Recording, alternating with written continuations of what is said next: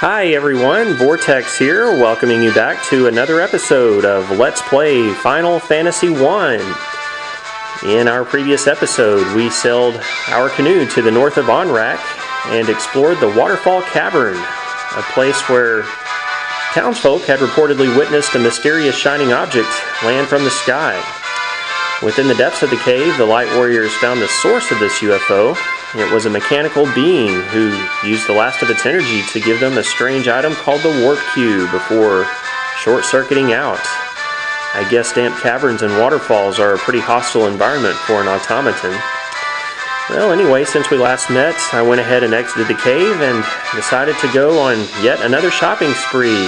I flew the airship back to the village of Gaia, and there I purchased new level 8 white and black magic for both Lena and Vivi. So let's take a quick look here at what I bought.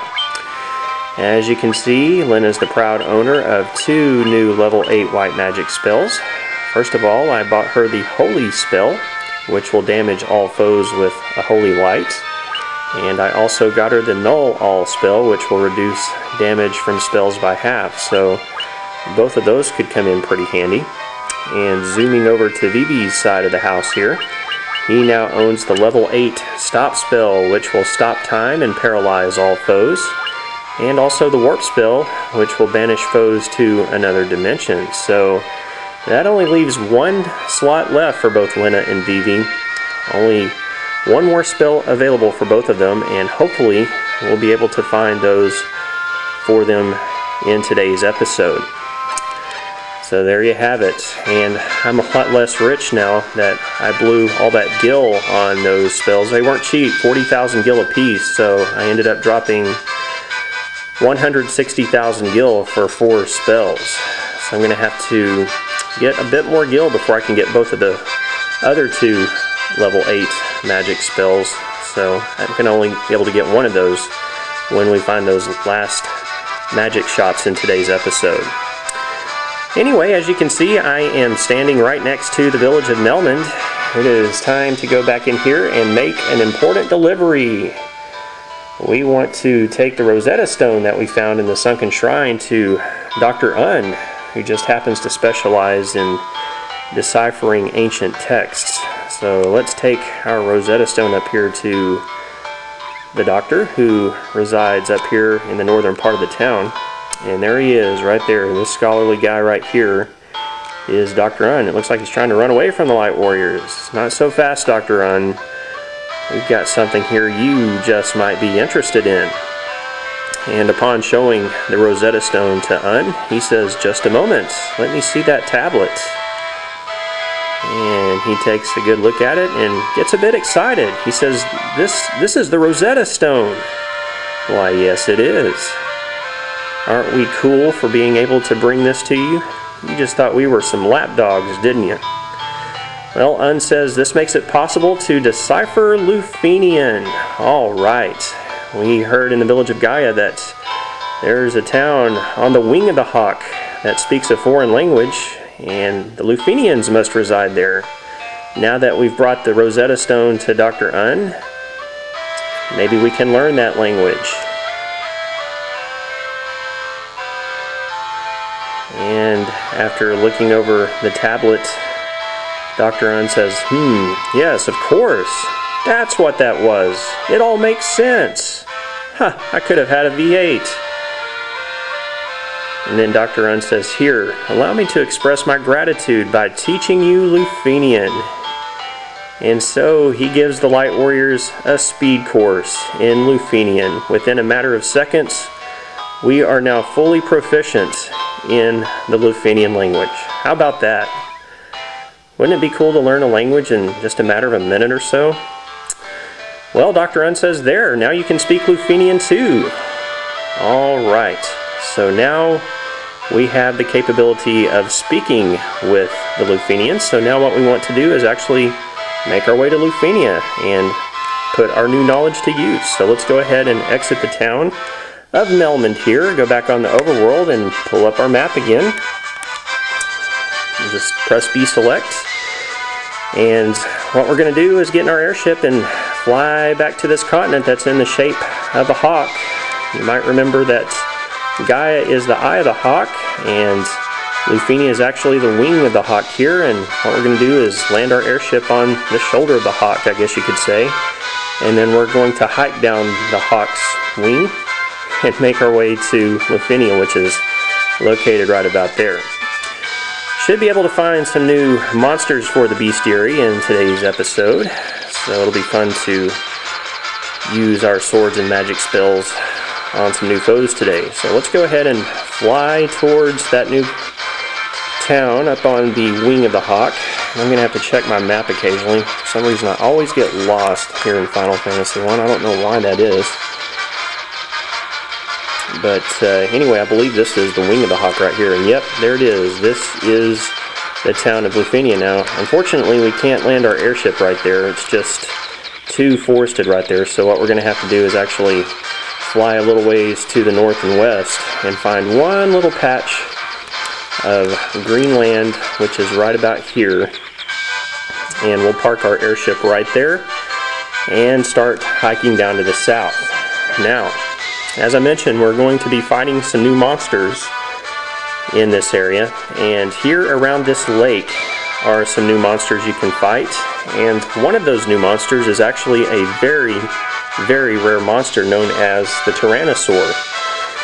In a previous playthrough, I think it took me over an hour to actually find that monster. It's one of those very rare monsters you can find here in Final Fantasy 1, amongst a couple of others, and I'm pretty sure I won't find it in today's episode, but in a future episode of Let's Play Final Fantasy 1, I'll be spending time finding all those rare monsters for bestiary completion purposes. But for today, let's just go ahead and start hiking down to the south. And here is the first of a few new monsters we will be fighting in today's episode, the Minotaur Zombie, who has 224 HP, and of course, being a zombie, it's undead. That's why it's kind of a pale green color, I guess you could say. Now, one bit of interesting trivia about the Minotaur Zombie is I'm pretty sure it's just about impossible to run away from them. So if you wanted to flee, let's just try fleeing here, just to see if the Light Warriors can run away. Nope. I don't think it is possible to run away from the Minotaur Zombie. So when you fight these, you're going to have no choice but to fight them. You can't run away. So let's go ahead and just take them out. I mean, really, it's not that big of a deal because they are really easy to defeat. But I just thought that was kind of an interesting tidbit to pass along there. It's always fun to use Firaga on an enemy that's weak against fire. There's Cloud using his new Defender's Sword, doing a lot of damage, showing it off. And there goes the Firaga spell. And that will take out that last Minotaur Zombie and the Troll that was tagging along. And we're going to get 942 experience and a pretty good chunk of gil there, nearly 3,800 gil. And we are going to find a new entry in the bestiary, so let's just scroll down and take a quick peek at it, shall we? There's the Minotaur Zombie at number 86 in the list, and its treasure drop is a Great Axe. I don't know what's so great about the Great Axe, but if you get one, then you can sell it off for some extra change, I guess. And that was just a battle with some hill gigas that we fought way back in the Cavern of Earth. Alright, almost to the town of Lufenia down here.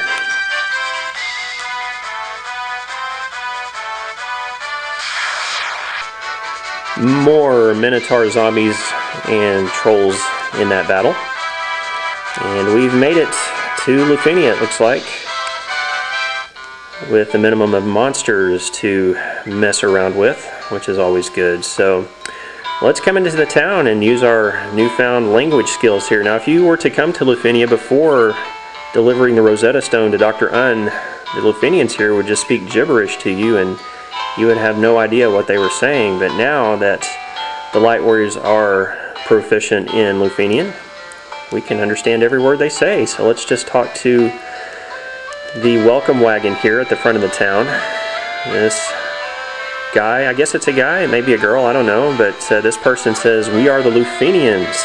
the descendants of the race that once lived among the clouds, the sky people. Oh wow, so the Lufenians once lived in the clouds, huh? That's pretty cool. You use a vessel you call an airship. It was built by one of our ancestors, a man by the name of Sid. Now, how cool is that? Pretty much every Final Fantasy game has a Sid character in it, as you Final Fantasy fans will know, but the original version of Final Fantasy was kind of the exception. But here in the Dawn of Souls version, it was made clear that a man named Sid built the airship that the Light Warriors raised from the Ryukan Desert. So that's pretty cool. Let's check the fountain here. And it says, let's take a peek at your reflection in the water. Ugh, you're filthy. Wash up already. Kind of an extra Easter egg for you there, I guess. This Lufenian says, the light bearers, then the legend is true. Yes, we are here in all of our radiant light warrior glory. This person says, we have a legend that has been passed down through many generations. According to this legend, 400 years after the fall of the civilization in the sky, warriors bearing light will come forth to save our people. And here we are, 400 years later. So it looks like the prophecy is coming around full circle here. This Lufenian says, 400 years ago we had built a civilization of the highest order. Even beyond the skies we reached. But that is not but history now. So that's why they were called the Sky People, I guess, because they once lived in the sky a long time ago. So this must be the ancient race that we heard about in the early portion of the game. This world is composed of 4 forces, fire, earth, water, and wind. Of these we showed greatest prowess with the power of wind. High in the sky we set a castle afloat amidst an azure sea of stars. Oh, cool. So there is a castle in the sky. Could that be the flying fortress that the mechanical being was telling us about? This Lufenian says the Sky People would pass on their memories from one generation to the next through rituals. But 400 years is a very long time, and those memories have begun to fade.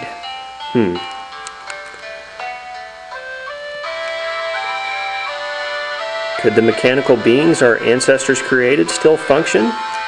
Aha, so that mechanical being we found in the waterfall cavern was once created by the Sky People generations ago. No wonder it failed. It was a pretty old robot. And this Lufenian says, the flying castle floats on a blue sea of stars beyond the sky. Wow, so if we can find this flying castle, we'll be pretty high up above the earth, it sounds like.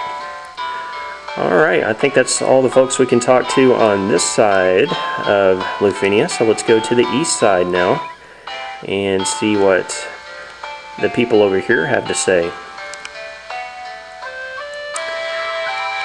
Let's see, I guess we'll talk to this one first. This Lufenian tells us about Tiamat. We also heard about Tiamat from the mechanical creature in the waterfall cavern. Tiamat blocks the power of wind, the source of the Sky People's strength. So Tiamat must be the last of the 4 fiends what we're going to have to face off with. We came to believe there was another entity controlling the 4 fiends. To ascertain its location, we sent out 5 warriors, but much time has passed since we heard from them.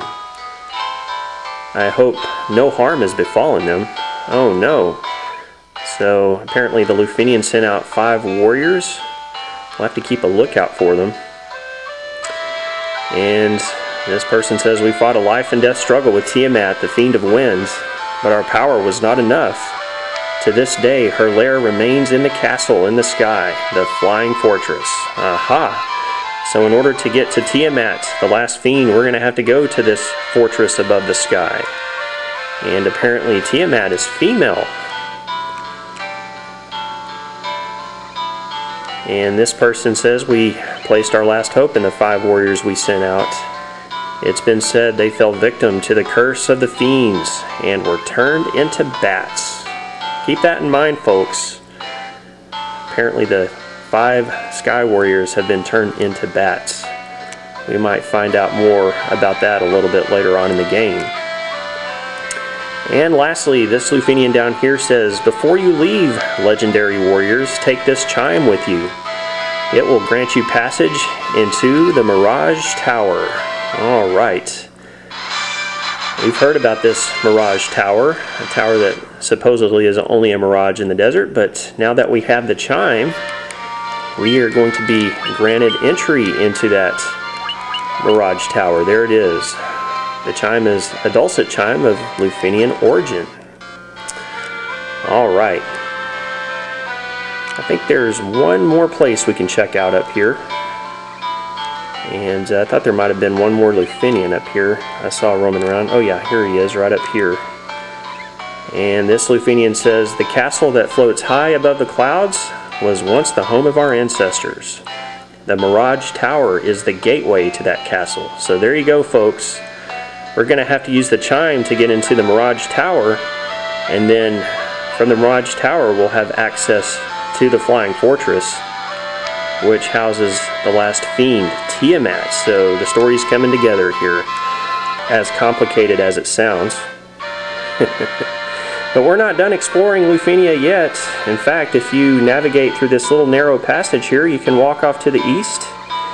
And off to the east here, aha, we have a white and black magic shop, kind of hidden off in the northeastern corner of Lufenia. And here we will be able to purchase the last white magic spell and the last black magic spell for Lena and Vivi respectively. And inside this shop we will find the full life spell for Lena that will revive one ally and also completely restore their HP. So I will definitely purchase that for Lena there. So she has now completed out her white magic spell list here. How about that?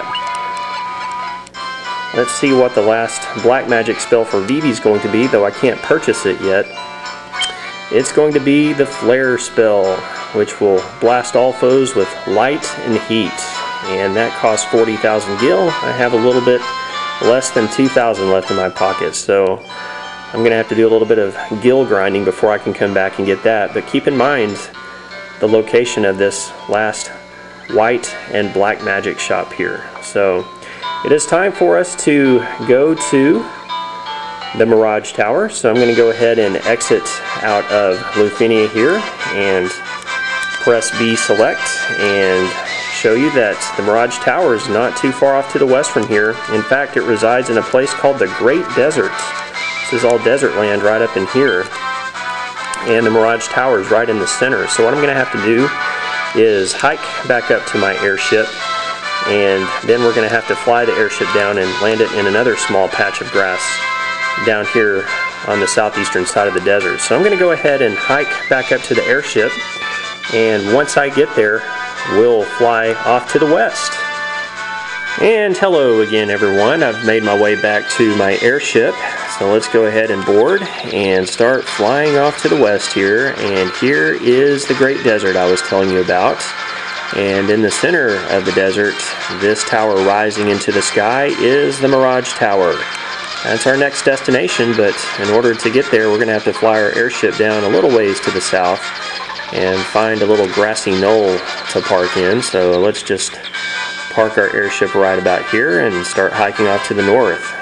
Now, again, as I mentioned, there are some new monsters you can fight in this desert, and hopefully I'll be able to demonstrate one or two of those for you on the way to the tower.